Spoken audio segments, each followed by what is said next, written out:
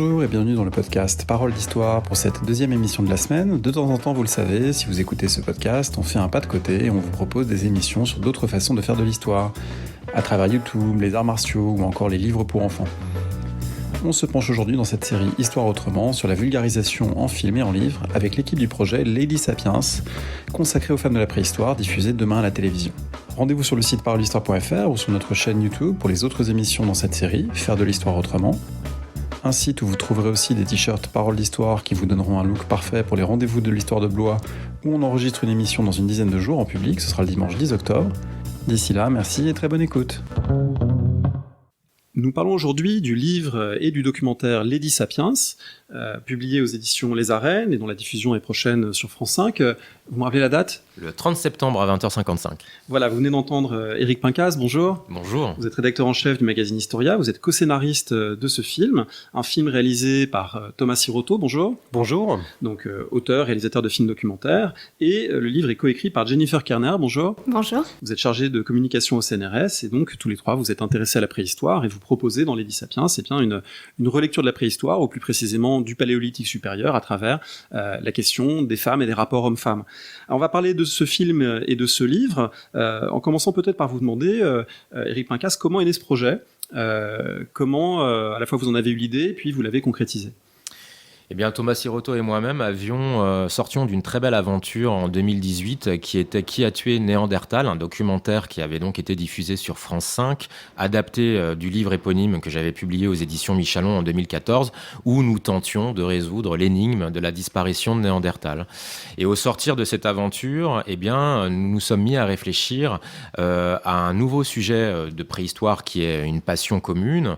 Et on entendait beaucoup, fin 2018, début 2019, on entendait beaucoup de nouvelles qui tombaient archéologiques sur l'origine de l'homme moderne. On parlait du Djebel Irhoud avec Homo sapiens qui marquait la naissance de l'homme moderne qui était plus ancien, vieux de 300 000 ans que ce qu'on nous avait raconté jusqu'ici, etc. Donc on se disait, tiens, et si on se lançait sur une nouvelle histoire de l'homme ?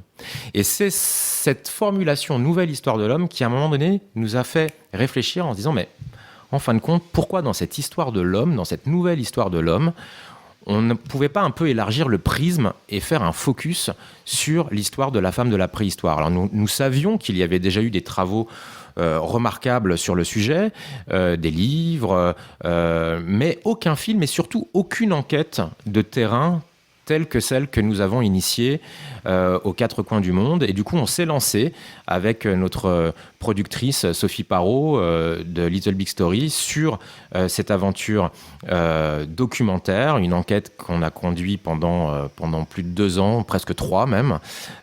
Et Jennifer nous a rejoints dans un second temps dans l'aventure Lady Sapiens, parce que nous nous sommes dit que ce documentaire ne serait sans doute pas suffisamment exhaustif en 90 minutes pour mettre en avant et en lumière toutes les trouvailles incroyables que cette enquête nous révèle, et qu'un livre s'imposait. Et qui mieux que Jennifer pour nous accompagner dans cette aventure, puisque Jennifer est une super médiatrice en préhistoire, chercheuse elle-même, archéologue, enseignante, et avec un talent de vulgarisatrice qui nous a très rapidement séduit aussi. Donc voilà, c'est comme ça que le trio s'est formé. Alors Jennifer Kerner, ça veut dire que la logique s'est inversée malgré tout par rapport au film précédent, puisque d'un livre était né un film. Là, c'est un film qui va donner un livre. Qu'est-ce que ça pose comme contrainte d'écriture ? Vous avez suivi dans le livre le découpage du film, ou en tout cas, ça reprend un certain nombre de temps forts. Ça reprend aussi un certain nombre de verbatim de gens qui sont interviewés. Donc, qu'est-ce que ça fait au travail de la médiatrice que vous êtes ? C'était un exercice relativement passionnant parce que au début du travail d'écriture, je ne possède que le scénario, qui est déjà une œuvre littéraire en soi, une œuvre littéraire très particulière parce qu'elle porte déjà en elle les prémices de l'image.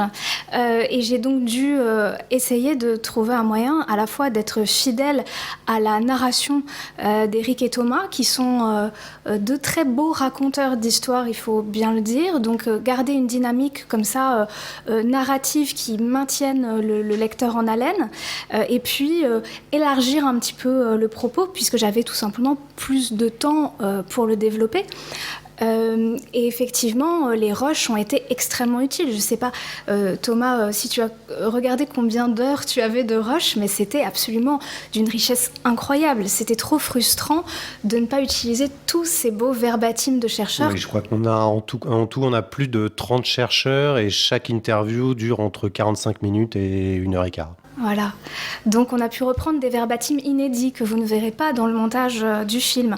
Donc le montage s'est fait un peu à la fin du processus, en même temps que la fin du livre, auquel nous avons tous les trois activement participé aussi. Je tiens à le souligner, j'étais pas toute seule face à ma feuille blanche. Non seulement pas toute seule, mais avec aussi une conseillère historique qui a à la fois accompagné le film et accompagné le livre, si j'ai bien compris, qui est une préhistorienne de premier plan, Sophia de Beaune. Qu'est-ce que vous pouvez dire sur son implication, la manière dont vous avez travaillé avec cet expert Éric Pincas ? En fait, quand on a commencé justement à essayer de prospecter pour voir un petit peu quelles pouvaient être les dernières recherches archéologiques, paléontologiques, paléogénétiques, mettant en avant la femme de la préhistoire, on a essayé de voir un petit peu dans le monde des préhistoriens les gens qui travaillaient sur le sujet et on nous a conseillé très rapidement de rencontrer Sophie de Beaune, qui est professeure à l'université de Lyon, qui est une vraiment préhistorienne qui fait autorité dans son domaine et qui travaillait justement à une recherche qui se voulait assez synthétique, assez complète sur la répartition des tâches entre les hommes et les femmes au Paléolithique supérieur. Donc ça tombait formidablement à point et elle nous a très vite fait confiance. Elle a tout de suite été dans le partage avant même de publier son travail au Press University d'Oxford, je crois. Et du coup, avec Sophie de Beaune, qui a endossé ce rôle de conseillère scientifique, ça nous a permis de choisir, de sélectionner les chercheurs, chacun dans leur domaine et dans une philosophie de complémentarité des savoirs, tellement aujourd'hui la préhistoire fourmille de disciplines parfois insoupçonnées qui se complètent les unes les autres. Eh bien, Sophie de Beaune nous a formidablement bien aiguillés pour trouver les meilleurs intervenants et surtout valider chaque étape de notre travail afin que nous ne fassions aucune erreur et que nous restions toujours dans un propos d'une rigueur scientifique. On ne peut jamais prétendre à être incontestable, mais en tout cas au plus près de ce qui nous semblait, nous, le plus solide possible. Peut-être qu'on peut ajouter un mot sur le contexte intellectuel dans lequel ce projet a lieu. Il n'aurait sans doute pas pu se faire exactement de la même manière il y a 30 ou 40 ans. Vous l'avez dit, vous êtes appuyé sur de nombreuses recherches et parutions. Je pense notamment aux travaux de Marilène Patoumatis, qui a déjà publié sur l'homme préhistorique était une femme. Et du coup, il y a un contexte qui permet ça. Jennifer Canal, est-ce qu'on peut revenir un petit peu sur ce contexte, aussi bien du point de vue sociologique, la féminisation du métier, que sur, finalement, le changement des questionnaires, l'intégration de la question du genre des femmes dans le questionnement de la préhistoire. Oui, les études de genre en archéologie, elles apparaissent il y a quelques décennies, mais elles apparaissent bien évidemment de manière très timide, parce que nous sommes sur un contexte où les grands chercheurs et les grands professeurs d'université sont généralement des hommes. Il y a malgré tout toujours eu beaucoup de femmes en archéologie, et particulièrement en archéologie préhistorique. Dans les amphithéâtres, c'est assez impressionnant, et également sur le terrain. Donc ça commence timidement, évidemment, avec des études qui se tournent plutôt au début vers des périodes où on a des sources écrites également, parce que c'est une aide évidemment précieuse. Et maintenant, on commence à avoir l'audace d'aller vers les périodes sans source écrite, parce que nous sommes forts de cette histoire de l'archéologie des genres. Bien sûr, on n'est jamais neutre dans une recherche en sciences sociales, et on en a vraiment très très bien conscience. Vous parliez tout à l'heure de l'ouvrage de Marilène Patoumatis, qui est un ouvrage très important, qui a le mérite de vraiment faire justement un point sur la manière dont l'image de la femme préhistorique a été modelée par des gens qui étaient dans un esprit particulièrement patriarcal, pour lâcher un très très gros mot. Et nous avions à cœur d'essayer d'inverser la tendance, mais sans partir non plus sur l'extrême inverse, sans trop forcer le curseur. Donc dans ce livre, nous avons, et dans ce documentaire, nous avons des chercheurs de tous bords, si j'ose dire, des jeunes, des moins jeunes, des très féministes, des anti-féministes, et tous nous donnent leur point de vue sur la féminité préhistorique, éclairée par les nouvelles données scientifiques. Parce que c'est ça, la véritable différence entre les études de genre qui se menaient dans les années 80, où on voit les féministes qui commencent à se servir des sciences sociales comme aussi d'un terrain idéologique pour faire passer leurs idées, c'est que nous, maintenant, on a de la science dure à notre disposition qui nous permettent d'affirmer un certain nombre de choses. Ensuite, la formulation d'hypothèses, bien évidemment, reste toujours délicate et doit passer sous le prisme de l'atmosphère de l'époque. Ça, on n'y coupe pas. Parmi ces renouvellements de sciences dites dures, il y a un certain nombre de procédés qui permettent de réattribuer des fossiles. Éric Pincas a joué un rôle important lorsqu'on se rend compte qu'un certain nombre de personnages, de squelettes, qu'on identifiait comme tel ou tel homme ou guerrier, en fait étaient des squelettes féminins. Ça, c'est quelque chose qui a ouvert un petit peu plus le questionnaire. Oui, alors il ne s'agit pas de tirer à boulet rouge sur les archéologues du passé qui travaillaient avec les outils qui étaient à leur disposition. Et ce qui est formidable, c'est qu'aujourd'hui, effectivement, la science élargit sa palette d'investigation comme jamais auparavant. L'exemple le plus emblématique est celui de l'homme de Menton. En fait, on évoque un fossile qui est retrouvé en 1872 par Émile Rivière. On est à la frontière franco-italienne dans le massif des Baous-Rousses. On retrouve un individu dans un contexte funéraire avec une parure d'une richesse exceptionnelle, avec une gravure de cheval au-dessus de lui, etc. Et on en fait un chasseur émérite. C'est forcément un homme, il est très grand, en plus il est robuste. Enfin voilà, et il a tout pour être un homme. Sauf que, dans les années 90, des chercheurs se mettent de nouveau à prospecter. C'est l'équipe de Marie-Antoinette Delumlay et de Henri Delumlay qui se remettent à prospecter et à réétudier ce fossile avec de nouvelles, une attention toute particulière portée notamment aux eaux du bassin. Et puisqu'on sait qu'aujourd'hui, le bassin, qui est un os très friable et fragile, est quand même un indicateur très précieux pour sexer un fossile, parce qu'on a ce qu'on appelle l'os coxal, l'angle de l'os coxal qui est plus évasé chez la femme, et on s'aperçoit qu'en fin de compte, on a affaire à une femme. Et cet homme de Menton va devenir la dame du Cavillon. Et là, c'est un exemple, un indice qui est celui des mensurations de l'os du bassin, mais aujourd'hui, on a d'autres techniques d'investigation qui viennent se greffer. Évidemment, les prospections ADN, mais les prospections ADN ont l'avantage et le désavantage, effectivement, d'être très exactes, mais en même temps d'être très invasives et d'être très destructives. Que lorsqu'on doit moudre de la poussière d'os, des ossements qui ont 25 000, 30 000 ans, c'est assez destructif. Et du coup, parfois, on perd aussi la richesse d'un spécimen unique. Eh bien, on va l'abîmer, on va le dégrader. Et puis, grâce à notre étude, aujourd'hui, on a aussi un nouvel indice qui, lui, a pour le coup l'avantage de ne pas du tout être invasif et destructif. C'est un petit organe que le professeur José Braga a découvert en s'appuyant sur ce petit organe qui s'appelle la cochlée, qui est un petit organe qui fait partie du dispositif de l'oreille interne.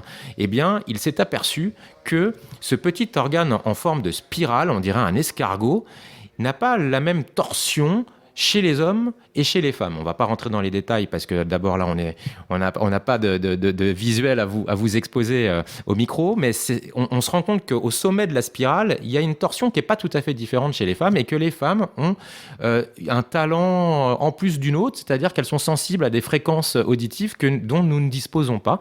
Et cette nouvelle technique, grâce à l'identification de la cochlée, nous permet d'avoir aujourd'hui des diagnostics sur l'identité sexuelle des fossiles très précises, avec une marge d'erreur extrêmement réduite. Toutes ces découvertes, vous les racontez dans le film à travers différents dispositifs. Thomas Siroto, si on réfléchit à la façon dont vous avez réalisé le film, il y a une part qui consiste à montrer des scientifiques qui parlent et qui expliquent leurs découvertes. Il y a une part qui consiste à montrer des documents, à montrer des peintures rupestres, des fossiles, à les montrer sous différents angles, etc.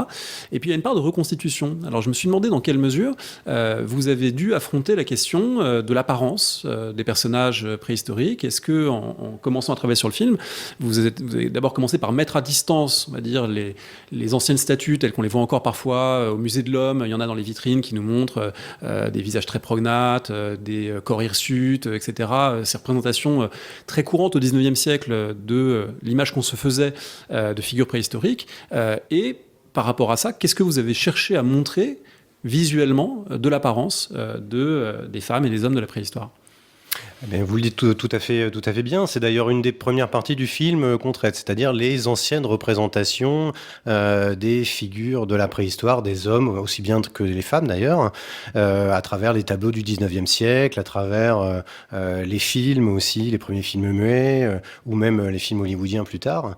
Il a fallu se reposer la question, actuellement, qu'est-ce qu'on peut savoir de scientifique sur leur physique, au niveau de leur corps, au niveau de leur visage, au niveau de leurs cheveux, au niveau de leurs yeux, au niveau de leur couleur de peau, mais aussi au niveau de leurs habillements, mais aussi au niveau de leur campement, pour savoir de la faune, de la flore, tout ça est éminemment complexe et regroupe vraiment un panégérique énorme de disciplines de la préhistoire pour vraiment arriver à avoir quelque chose de juste.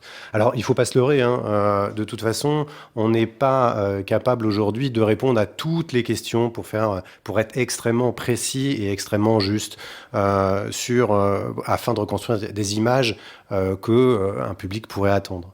Donc il faut combler les lacunes que la science ne permet pas de répondre, tout simplement. Donc, nous, on a fait notre choix, et là, c'est la chance aussi qu'on a eue, et grâce à l'aide de Jacques Malater, qui a été aussi qui a participé aussi sur notre précédente aventure qui a tué la Néandertal. Eh bien, il a été conseiller artistique et technique sur un jeu vidéo produit et édité par la société Ubisoft qui s'appelle Far Cry Primal. Et il a aidé les concepteurs du jeu, mais pas que lui, bien sûr. Il a aidé les concepteurs du jeu et bien d'autres spécialistes de cette période-là, des gens qui travaillent justement sur le physique, des anatomiciens, comment on peut dire ça ? Des gens spécialistes de l'anatomie, voilà, du physique, des généticiens pour comprendre, pour savoir comment représenter ces hommes et ces femmes de cette période. Et ils ont même inventé des langages particuliers pour ce jeu-là, 3 langages en tout pour tout le jeu, ce qui représente énormément de travail. Évidemment, c'est des langues totalement inventées. J'y reviendrai. Avec des proto-linguistes, oui, tout à fait. Et donc, nous, ça nous a beaucoup plu, évidemment, quand on a commencé à se renseigner sur ce jeu, puisqu'on s'est aperçu que c'était très juste par rapport à ce que nous, on en connaissait. C'est à travers, justement, les rencontres qu'on avait fait précédemment sur le film de Néandertal, et puis sur l'enquête qu'on était en train de mener avec Eric sur les connaissances qu'on avait sur le paléolithique supérieur, que c'était très juste. Et donc, on est allé à la rencontre des gens d'Ubisoft pour leur présenter le projet en leur demandant comment on pouvait imaginer une collaboration sur un projet de documentaire autour de la femme de la préhistoire. On a été accueillis avec beaucoup de bienveillance de leur part. Ils étaient vraiment très intéressés par le sujet. Évidemment, eux, ils étaient ravis de sortir un petit peu de leur domaine de confort qui est le gaming. Ils sont extrêmement connus dans le monde du gaming. Ça représente je ne vais pas vous sortir des chiffres qui pourraient être vertigineux, mais évidemment, ils sont un des leaders du marché. Et néanmoins, ils ont accepté de collaborer. Et puis, on a commencé à travailler ensemble. Et par chance, on a pu donc réaliser des images exclusives. C'est-à-dire que les images que vous allez voir dans le film, fabriquées à partir du jeu Far Cry Primal, vous ne pourrez pas les voir dans le jeu parce qu'on a pu disposer, grâce à eux et grâce à leur savoir-faire, d'une version beaucoup plus ouverte que la version commerciale qui permet... imaginez que vous avez un drone qui peut à la fois filmer des images au plus près, au plus loin, sans problème de choc, sans problème vous pouvez régler la vitesse, l'obturation, la profondeur de champ. Enfin, c'est un outil absolument incroyable et formidable, puisque vous avez à disposition des homo sapiens, que ce soit des hommes ou des femmes, mais aussi des campements, des villages, dans des paysages aussi divers que le printemps, l'automne, mais aussi en plaine, en montagne, sous l'hiver, dans la steppe, avec des mammouths, des rhinocéros, les nœuds. Alors pour évidemment un documentariste, c'est fantastique, parce que avoir la possibilité de faire ça, c'est évidemment pas donné à tout le monde dans le domaine du documentaire. Et sauf erreur de ma part, c'est une première mondiale que d'appuyer un propos scientifique au moyen d'images tirées de jeux vidéo. Et là où Ubisoft est très sensible aussi, c'est de montrer aujourd'hui combien le jeu vidéo peut être un outil de médiation historique formidable, notamment pour attirer vers de la science dure des jeunes publics. Il l'avait déjà démontré en restituant les mondes de l'Égypte antique, de la Grèce antique, le conflit entre Spartiates et Athéniens, la Révolution française, etc. Et là, avec la préhistoire, on a un champ d'exploration absolument formidable et qui, je l'espère, apporte une certaine magie aussi au documentaire qui est un documentaire scientifique pur. Ces images numériques, il y a un moment où elles sont complétées, où il y a plusieurs moments où elles sont complétées par des acteurs, des actrices, notamment dans ce qui touche à l'enfance ou à l'apparence. Ça, vous en êtes rendu compte au cours du projet, ou vous vous êtes toujours dit il nous faudra quand même des comédiens pour certaines scènes ? Assez rapidement, si vous voulez, ce qui fait la force des images d'Ubisoft, c'est la majesté des paysages, c'est la majesté des décors, les animaux, la faune, les campements sont très bien organisés, on peut avoir quelques éléments de vie quotidienne, mais très vite, quand on rentre dans l'intimité d'un groupe, évidemment, il faut savoir que Far Cry Primal, à la base, c'est un jeu de conquête de territoire. Donc, même si les concepteurs du jeu ont prêté une attention assez étonnante à tout un tas de petits détails qui peut se passer dans un campement d'Homo sapiens ou même de Néandertal, puisqu'il y a des Néandertals, même si c'est un peu une anachronie dans ce jeu, mais pour justement augmenter le gameplay. Donc on peut tout à fait tolérer cette ouverture artistique, cette volonté créative de leur part.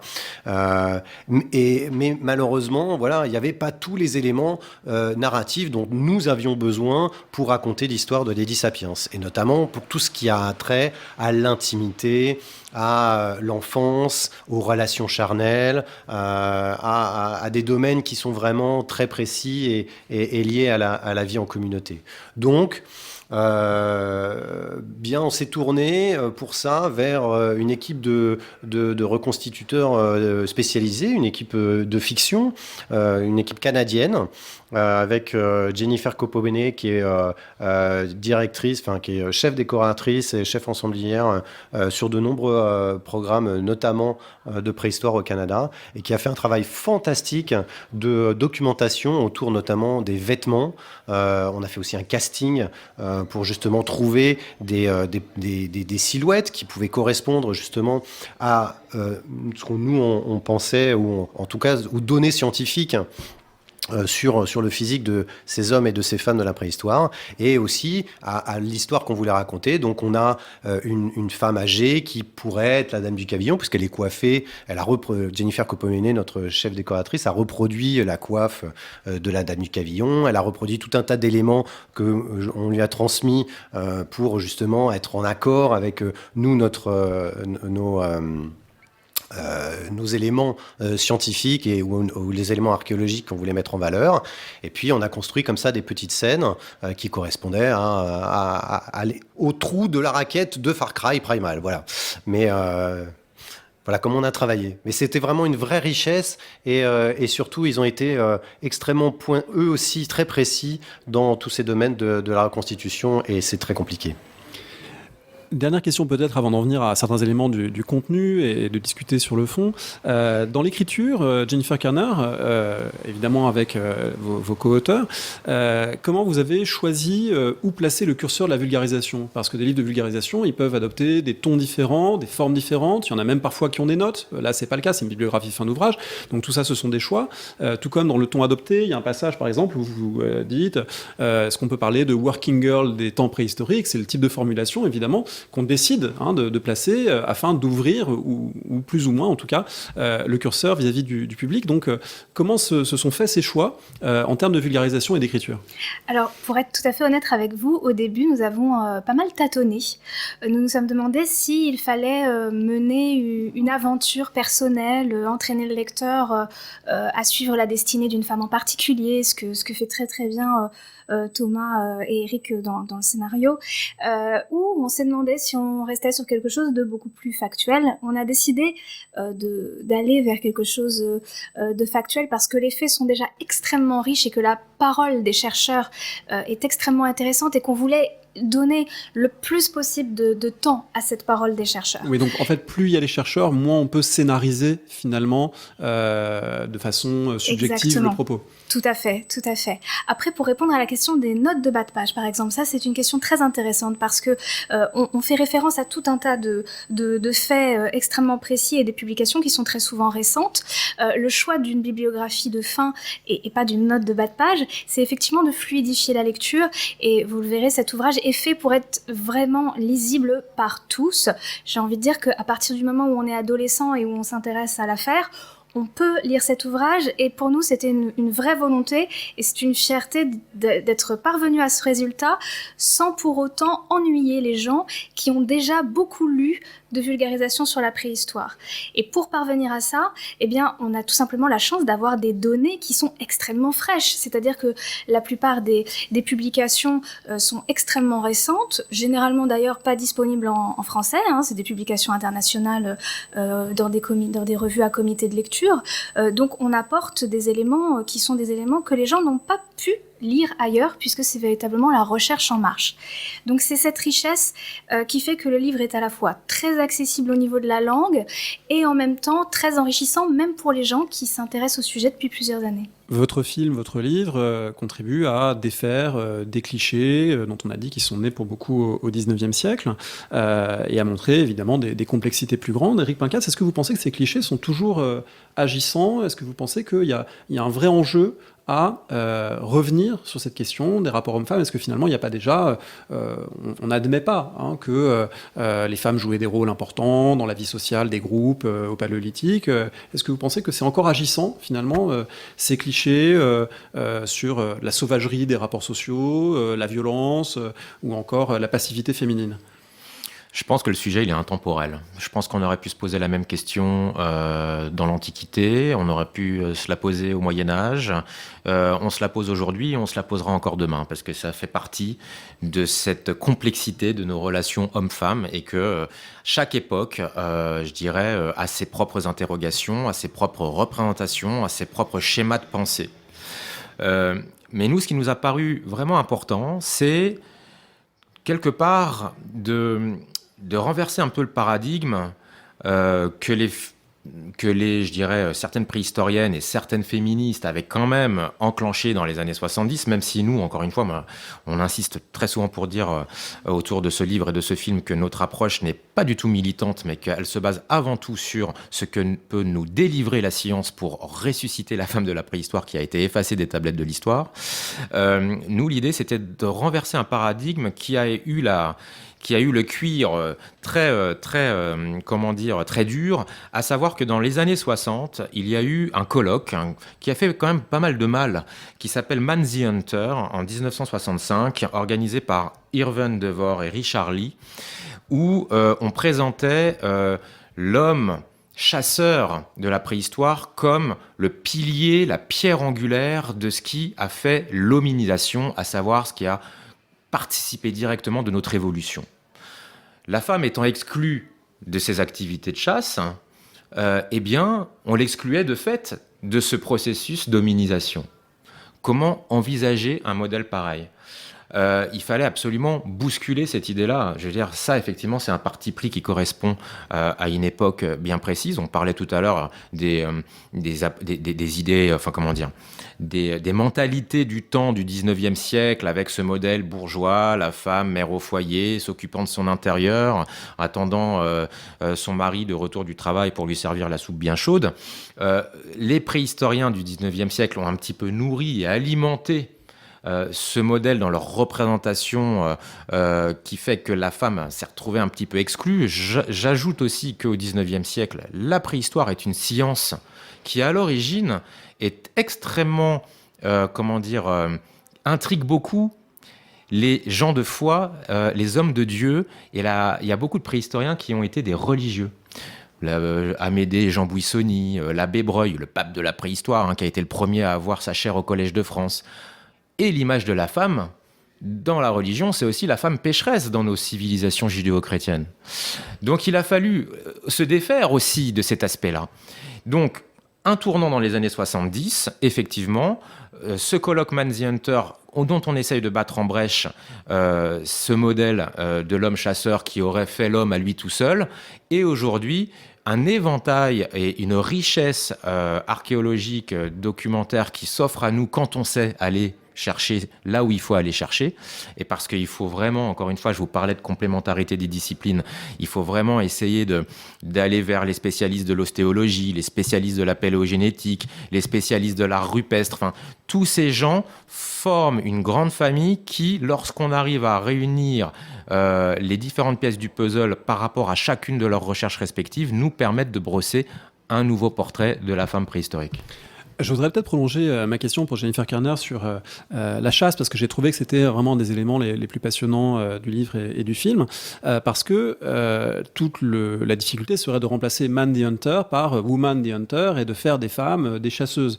Et vous montrez dans le livre notamment, parce qu'il n'y a pas un peu plus de temps pour l'expliquer, que la documentation s'y prête pas complètement non plus, notamment parce que quand on étudie les blessures sur des squelettes, on se rend compte que les blessures liées à des gestes répétés qu'on peut associer à des saguets qui sont lancés, des gestes de chasse, elles sont plutôt sur des squelettes masculins que sur des squelettes féminins. Et en même temps, quand on a dit ça, on n'a pas tout dit, parce qu'on ne chasse pas que du gros gibier. Donc c'est un bon exemple, me semble-t-il, des nuances à apporter, plutôt que de renverser le tableau précédent, en remplaçant l'homme par la femme et en faisant une nouvelle simplification. Il faut arriver à un jugement beaucoup plus nuancé sur les rôles sociaux des uns et des autres. Oui, tout à fait. On a voulu élargir la vision de ce qu'était, pour le dire très trivialement, le rassemblement des protéines animales au sein d'une population de sapiens. Parce que, oui, bien sûr, il y a le gros gibier, mais bon, c'est une chasse qui est un petit peu hasardeuse et qui est finalement relativement rare dans le calendrier de ces populations-là. Mais on a tout ce qui est piégeage de petits gibiers, même ramassage de coquillages. Et c'est probablement dans ces actions-là que la femme d'âge mûr aussi, pourquoi pas, et pourquoi pas même les enfants, peuvent avoir un rôle tout à fait conséquent. Et les travaux en anthropologie en Afrique l'ont bien montré, c'est-à-dire que la femme est pourvoyeuse de beaucoup de protéines. Après, effectivement, elle ne va pas chercher ces protéines en s'attaquant à un mammouth laineux au corps à corps, mais ça, on pouvait un petit peu s'en douter. Je peux ajouter un point là-dessus. Thomas Siroto. Il y a quand même un point aussi qui montre que cette vision de la préhistoire de l'homme chasseur de gros gibier, elle doit être nuancée en fonction du temps et de l'espace. Parce qu'on a justement une étude en Amérique du Sud, donc on est à 9000 ans au Pérou, qui montre que à cet endroit-là, à ce moment-là, eh bien, les femmes chassaient le gros gibier. Donc, je pense que, un peu à l'instar de ce que disait Marilène Patounatis, eh bien, les cultures du Paléolithique sont très variées, que les environnements aussi sont très variés, et que la réponse des hommes dans ces environnements, des hommes et des femmes à ces environnements, eh bien, peut être aussi très différent en fonction de leur culture. Voilà. Et juste une chose pour compléter, on se complète les uns les autres. Vous disiez tout à l'heure, on pourrait opposer au modèle de Man the Hunter, Woman the Hunter, mais en fin de compte, c'est pas une question d'opposer quelque chose, mais c'est peut-être d'avancer aussi une autre piste, qui est celle de Woman the Gatherer, c'est-à-dire la femme collectrice, parce que là, on parle de la chasseresse, mais on a aussi mis en avant aujourd'hui, notamment au travers des études ethnographiques, combien chez les peuples de chasseurs-cueilleurs, les apports alimentaires provenant du monde végétal contribuent énormément aux apports journaliers caloriques dont ont besoin les hommes, les femmes et les enfants. Et bien souvent, ce sont les femmes qui sont en charge de ces missions d'exploration pour ramener des besaces pleines de racines, de tubercules et autres plantes nourricières. Cette question de la méthode ethnographique utilisée pour lire, décrypter un certain nombre de choses de la préhistoire, elle est intéressante, elle est aussi très difficile. Dans le film et dans le livre, on voit bien que à certains moments, pour comprendre comment on pouvait porter un enfant sur le dos, on regarde ce que font les Inuits avec leurs enfants. À d'autres moments, ce sont des gestes de chasse au Kalahari, etc., etc. Mais il y a aussi parfois une difficulté à le transposer. Je pense à l'exemple de la danse. Moi, j'étais frappé, alors évidemment, comme historien de l'histoire contemporaine, on a beaucoup plus de documents, j'étais frappé de la difficulté ou la fragilité du raisonnement lorsqu'on dit, regardez sur cette tablette de Gunnersdorf, il y a un geste qu'on peut interpréter parce que le genou est plié comme un geste de danse. On sait par ailleurs que certains peuples dansent et ont des rituels de danse. Donc, la tablette correspondrait à l'observation ethnographique.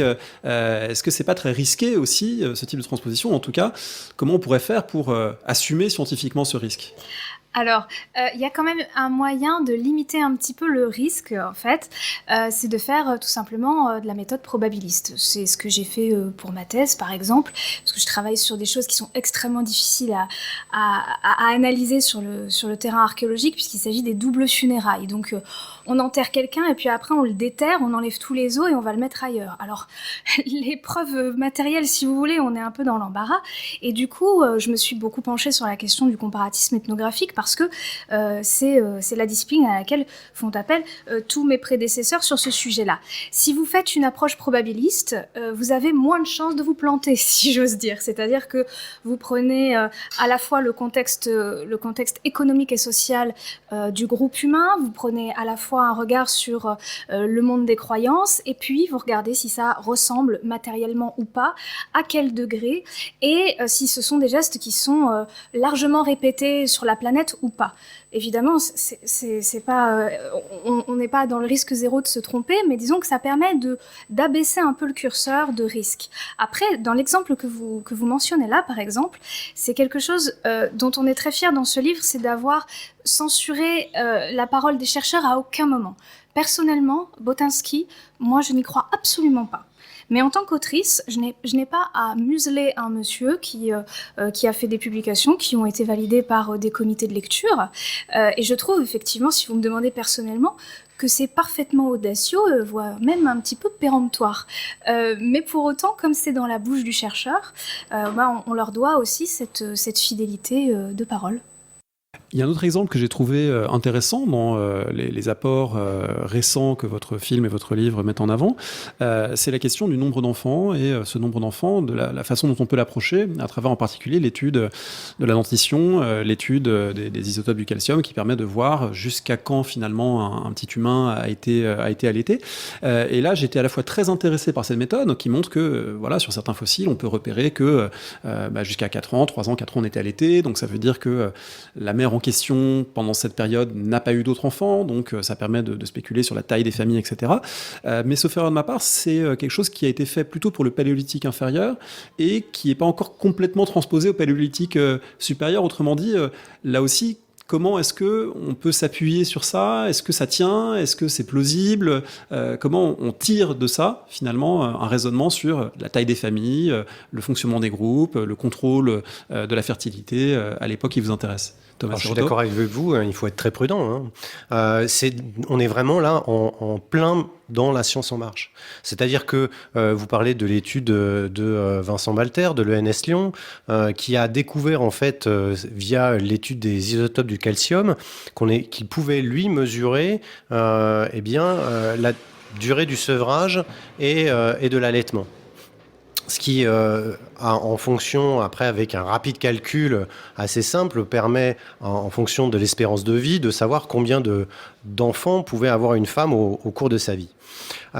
Son étude a commencé d'abord sur ses propres dents de lait, et puis ensuite, pour valider en fait la technique, puisque en plus il connaissait avec sa mère sa période où lui-même a arrêté d'être nourri uniquement avec du lait maternel. Donc il a vraiment pu valider sa technique scientifique sur un échantillon de, je crois, 5 ou 6 personnes, dont lui-même. Ensuite, il se trouve qu'il travaille avec un laboratoire en Afrique du Sud et que il cherchait justement des dents à pouvoir analyser, et c'est à travers cette collaboration qu'il a pu avoir des dents d'Early Homo, donc d'Homo erectus, qui date d'1,5 million d'années. Et cette étude-là lui a montré que ces dents avaient donc, comme vous le disiez, des périodes d'allaitement de 3 voire 4 ans, ce qui est quand même colossal pour un petit homme. Et ce qui correspond aussi à ce qu'on sait d'un certain nombre de populations, nomades en particulier, en tout cas observables par l'ethnographie. Alors par l'ethnographie, moi c'est pas les chiffres que Sophie Debeau nous a donnés, les chiffres sont plus réduits, c'est plutôt de l'ordre de 2-3 ans, donc on est un petit peu plus court, et ça correspond justement à ce que dit Jean-Jacques Hublin sur le rétrécissement de cette période de l'allaitement au cours de notre évolution. Donc on peut s'attendre à ce que pour le paléolithique, eh bien, on soit dans cet ordre de grandeur de 2 à 3 ans. Pour l'instant, il est en train de valider encore cette technique, Vincent, sur des primates et des primates même très anciens. Donc, il va s'attaquer, je pense, dans les années à venir, c'est dans la suite, aux gens du paléolithique supérieur. Cette information, elle est capitale, parce qu'elle permet de comprendre à travers notre évolution comment justement eh bien, notre croissance est alimentée par quoi, comment on alimente les enfants qui grandissent, quoi. Donc c'est pas seulement les mères, c'est forcément d'autres personnes, puisque à partir de 2 ou 3 ans au paléolithique, eh bien d'autres personnes fournissent à l'enfant son alimentation. C'est la sociabilité, la socialisation coopérative, qui est caractéristique de cooperative breeding, comme de l'espèce humaine. Alors du coup, cet argument transposé dans le film, il donne une formule, moi quand je l'ai entendu, qui m'a surprise. Donc je voudrais vous poser la question de la portée que vous lui donnez. Vous dites à un moment, Lady Sapiens, connaissant les cycles de fertilité, pouvait contrôler son destin de mère. Alors c'est une formulation assez forte quand on sait évidemment que la contraception est arrivée dans la seconde moitié du XXe siècle. Contrôler son destin de mère, est-ce que c'est une formulation que vous assumez pour le paléolithique, Jennifer Carner? Personnellement, moi je trouve que oui, elle est tout à fait crédible, cette formulation, parce que justement le côté un peu aliénant de la maternité qu'on voit apparaître en force à partir du moment où la médecine moderne se met en place, elle est due au fait que les femmes perdent leur savoir-faire et leur connaissance de leur propre corps et de leur propre cycle. Ce sont des choses... d'ailleurs, le mystère est ensuite aux mains des médecins, qui d'ailleurs sont bien souvent des hommes. Alors, est-ce qu'il y a corrélation ou pas? On ne va pas se lancer dans le débat, mais en tout cas, on perd le contrôle au moment où on perd le savoir. Et dans les sociétés traditionnelles, qu'elles soient tribales ou autres, ce savoir autour de la procréation et de la sexualité, la femme le possède. Alors, peut-être pas chaque femme, mais au moins des femmes référentes ont le savoir et on peut aller leur demander des conseils, etc. Et quand on regarde sur les populations de chasseurs-cueilleurs qui sont encore suffisamment connectées à la nature, ils possèdent des astuces qui ne sont pas que l'abstinence. Puis vous savez, avorter avec les plantes, c'est extrêmement facile quand on les connaît bien, et il ne fait absolument aucun doute que ces populations connaissaient parfaitement leur milieu végétal. Donc je pense effectivement qu'entre la connaissance de son corps, de ses sensations, plus les connaissances d'herboristerie qu'elles avaient, je pense qu'elles pouvaient faire passer les enfants assez facilement. Thomas Siroto ? Pour remettre en fait cette phrase dans le contexte dans lequel on l'a mis dans le film et dans le livre, ça vient tout à la fin d'un exposé en fait sur les connaissances que ces femmes du Paléolithique avaient de leur façon, de leur corps et de mystère de la procréation. On montre à travers le site du Roc aux Sorciers qu'elles faisaient le lien entre la sexualité et la procréation. On montre ensuite à travers justement les études de Sarah Blaffer-Hardy et de Jean-Jacques Hublin sur les premiers comportements, les développements des comportements de notre espèce humaine à travers le temps, et bien que l'attachement c'est au fur et à mesure développé dans les communautés, non seulement entre la mère et l'enfant, mais aussi à travers les autres membres de la communauté. Ça n'empêchait pas néanmoins parfois les tribus de rencontrer des situations difficiles, de disette, peut-être pas de famine, mais en tout cas où ils étaient suffisamment nombreux, ils n'avaient pas forcément besoin d'un nouvel enfant, et les techniques de contraception peuvent aussi échouer parfois, et donc il était recours dans ces cas-là à soit de l'avortement, soit de l'abandon d'enfants. Et donc à travers tout cet exposé de faits scientifiques, de raisonnements à partir d'études éthologiques aussi sur le comportement des primates, eh bien, on peut considérer, voilà, d'où vient cette phrase que Lady Sapiens avait le pouvoir de contrôler son destin de mère. Éric Pincas ? Oui, sachant qu'on a souvent, nié, on a souvent réfuté le fait que les hommes et femmes de la préhistoire pouvaient faire un lien entre sexualité et procréation. Et que du coup, tout ça relevait de rites magiques. C'est un peu l'immaculée conception, si je puis dire, hein, d'où viennent ces enfants, peut-être dont des esprits, des forces occultes. Mais on a vraiment aujourd'hui, effectivement, quand même un certain nombre d'indices qui nous permettent, lorsqu'on les analyse et qu'on les décrypte bien, de faire ce lien, notamment au travers de l'art rupestre, et ce site du Roc aux Sorciers dont vous parle Thomas, dans la Vienne, où on a des gravures à la fois représentant, c'est vraiment le Lascaux de la sculpture, j'invite ceux qui peuvent éventuellement, on ne peut pas aller dans le site qui est fermé au public, mais il y avait un centre de restitution qui rend bien compte de cette frise absolument extraordinaire, notamment un panneau montrant 3 femmes aux 3 âges de la vie, une femme enceinte avec vraiment même le détail de la ligne, vous savez, verticale qui couvre le ventre de la femme enceinte. À côté, une femme, le sexe ouvert, qui montrerait qu'elle viendrait d'accoucher. Et puis une 3e femme qu'on pense une femme mature, voilà, qui a donné la vie et qui rentre dans une autre étape de sa vie de femme. Et puis, à quelques mètres, une scène de reproduction animale, des bouquetins qui sont en rut, période de chasse, avec une femelle, elle aussi, le sexe ouvert, et puis à côté d'elle, son petit. Et puis on retrouve encore la présence d'une gravure féminine juste en dessous. C'est une véritable frise pédagogique, je dirais un dessin animé du Paléolithique qui s'anime devant nous et qui nous montre bien qu'il y a une vraie connaissance intime du cycle de la vie il y a déjà 15 000 ans. Dans ce que vous venez de dire, j'ai relevé que vous avez utilisé le conditionnel, qui montrerait, et c'est un point important qu'on retrouve beaucoup dans le livre, et dans une moindre mesure dans le film, qui avance plus un certain nombre de certitudes, qui dit Lady Sapiens était une femme confiante, indépendante, ce type de formulation. Je voudrais vous demander, Éric Pincas, pour finir, comme on ne peut pas aborder tous les aspects, il y en a beaucoup d'autres sur, par exemple, les textiles qu'on a retrouvés imprimés dans de l'argile, etc. Je voudrais vous demander dans quelle mesure on peut, dans un documentaire comme celui-là, faire passer l'idée qu'on ne sait pas. Moi, ça m'avait frappé en lisant le très bon livre de Sophie de Beaune, Qu'est-ce que la préhistoire ? À quel point, régulièrement, elle dit, là, on ne peut pas trancher, là, on ne sait pas. Et vous le dites aussi à certains moments, les peintres de Lascaux, on ne sait pas si ce sont des hommes ou des femmes. On peut poser l'hypothèse que rien n'interdit que ce soit des femmes, mais pour l'instant, aucun indice ne peut non plus nous permettre de trancher. Est-ce que c'est quelque chose qu'on peut dire, assumer finalement les parts encore considérables d'incertitude pour la préhistoire dans ce type de documentaire ? Mais au contraire, c'est ce qu'il faut assumer et revendiquer pour surtout pas ne pas mentir au public. C'est-à-dire que c'est pas par hasard qu'un film comme Lady Sapiens s'inscrit dans une grille de programme qui s'appelle Science Grand Format sur France 5.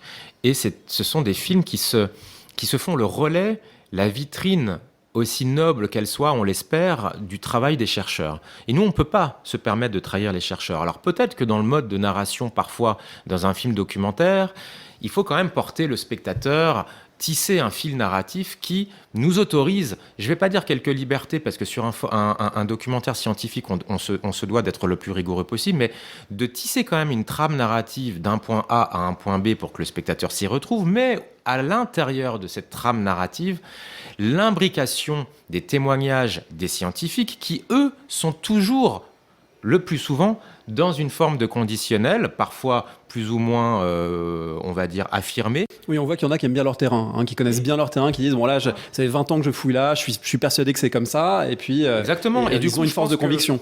Quand on scénarise un film comme celui-ci et qu'ensuite on mène l'enquête, on est un peu dans un exercice d'équilibriste qui consiste à ne jamais trahir la parole du chercheur, mais à cultiver quand même cette part de rêve de ce voyage en préhistoire constitué par le film. Thomas Sirotto ? J'ajouterais que la façon dont on s'en est tiré de cette problématique, c'est justement cette invention de Lady Sapiens.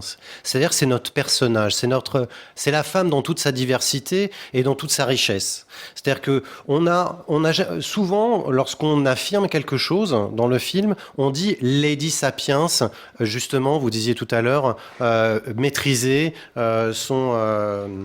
j'ai oublié le terme que vous utilisez, excusez-moi. Maîtriser son destin de mère, voilà. Eh bien, voilà, à chaque fois qu'on... Oui, Lady Sapiens était vénérée avec la Dame du Pavillon, dont la tombe fait l'objet peut faire l'objet d'un culte. Donc c'est comme ça que dans la forme, on a pu se sortir de cette difficulté d'être tout le temps en conditionnel. On a créé ce personnage de Lady Sapiens qui représente tout ce que peut être la femme de la préhistoire dans toute sa diversité. Et du coup, on se permet, puisque c'est un personnage imaginaire aussi, eh bien, de lui offrir tout ce potentiel et toute cette richesse. Alors c'est très intéressant parce que du coup ça éclaire, moi je comprends peut-être mieux le film maintenant que vous dites cela, parce que finalement ce Lady Sapiens qui revient au singulier, ce n'est pas toutes les femmes, mais c'est les potentialités de différentes femmes avec différents exemples qui peuvent ne pas former une femme parfaite qui aurait toutes ces qualités-là, confiante, indépendante, maîtrisant sa sexualité. Mais ça c'est Wonder Woman de la préhistoire, là, ce dont vous nous parlez. Et du coup c'est plutôt les potentialités avec cette marge d'incertitude. Moi, en tout cas, c'est comme ça que je le ressens. J'ai l'impression, avec Eric, c'est comme ça qu'on l'a écrit. Et quand on a monté le film, c'est comme ça qu'on l'a pensé. Donc, c'est très clair pour nous. Oui, Lady Sapiens, c'est cette femme magnifique, grandiose, avec toutes ses potentialités. Mais on le dit d'ailleurs dans le film à un moment donné, la femme de la préhistoire est plurielle. C'est-à-dire, je ne sais plus si c'est dans le film. Si, on le dit dans le film, ouais, tout à fait à la fin. La femme de la préhistoire est plurielle et Lady Sapiens, en fin de compte, c'est un peu...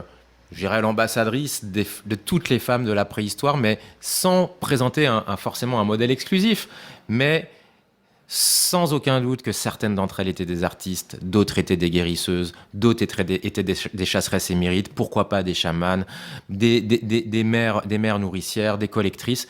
L'idée, c'était de montrer tout le champ des possibles qui brosse un portrait robot au final de cette femme de la préhistoire qui a été effacée des tablettes bien trop longtemps à notre goût.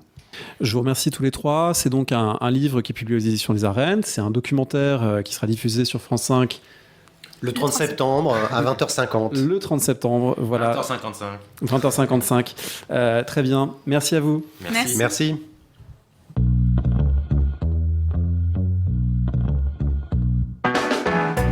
Merci de nous avoir écoutés. Rendez-vous sur le site www.paroledhistoire.fr pour toutes les informations sur le podcast, pour vous abonner, écouter ou télécharger les autres émissions.